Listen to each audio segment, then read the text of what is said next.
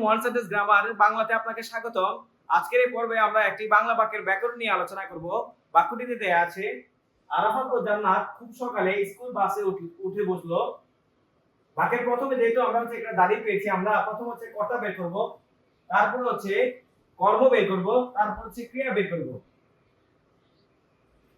এখন আরাফাত ও জান্নাত, এখানে দুইজন কর্তা দেওয়া আছে। আমরা জানি দুইজন কর্তা যেহেতু ও দ্বারা অর্থাৎ যোজক দ্বারা যুক্ত আছে, তাহলে আমরা কে দ্বারা প্রশ্ন করলে উত্তর আসবে না, আমরা কারা দিয়ে প্রশ্ন করব। কারা বাসে উঠে বসলো, তাহলে উত্তর আসবে যে আরাফাত ও জান্নাত। তাহলে আমরা জানি যে কে বা কারা, কার বা কাদের দিয়ে যদি প্রশ্ন করি, তাহলে যে উত্তর আসে সেটা হচ্ছে কর্তা।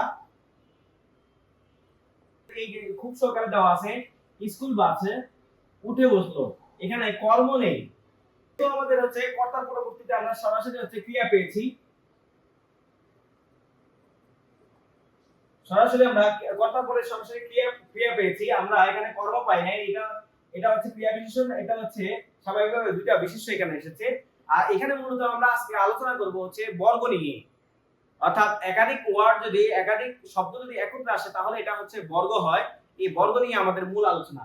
যেহেতু আমরা কর্তা বের করেছি, তারপর ক্রিয়া বের করেছি, আমরা এখানে জানি একটা সর্বশেষে যে ক্রিয়াটা থাকে সেটাকে বলা হয় সমাপিকা ক্রিয়া। আর এর আগে যতগুলো ক্রিয়া থাকুক না কেন সবগুলো অসমাপিকা ক্রিয়া। যেহেতু আমাদের এখানে দুইটা ক্রিয়া পেয়েছি, আগেরটা আমাদের অসমাপিকা ক্রিয়া,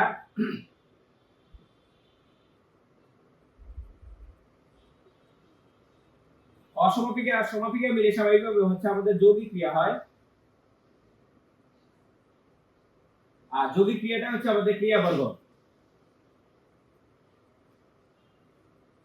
এখন এর আগে স্কুল বাস, আমরা জানি এই যে হাইফেনটা দেওয়া আছে, এটা মূল অর্থ ও, তাহলে এখানে বাস স্কুল একটা বিশেষ্য, বাস একটা বিশেষ্য।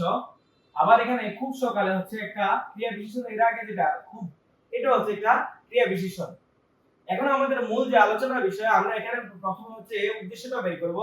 আমরা জানি কর্তাটা আমাদের উদ্দেশ্য, আর এখান থেকে শুরু করে শেষ পর্যন্ত অংশটা বিদায়। এখন আমরা প্রশ্ন করতে পারি যে এখানে মূলত ক্রিয়ার আলোচনাটা, যে এখানে আসলে মূলত ক্রিয়া আছে কিনা।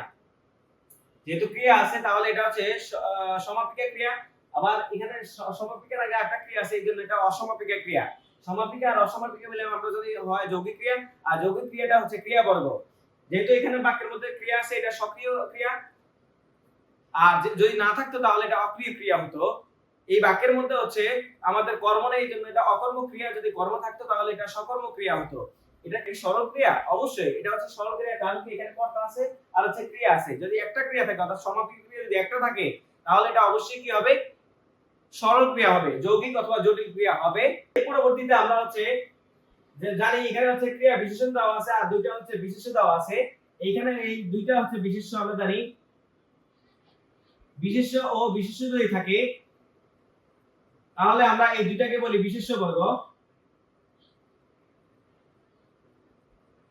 বিশেষ্য বর্গ আরো দুইটা পদ্ধতিতে হতে পারে। বিশেষ্যের আগে যদি বিশেষণ থাকে তাহলে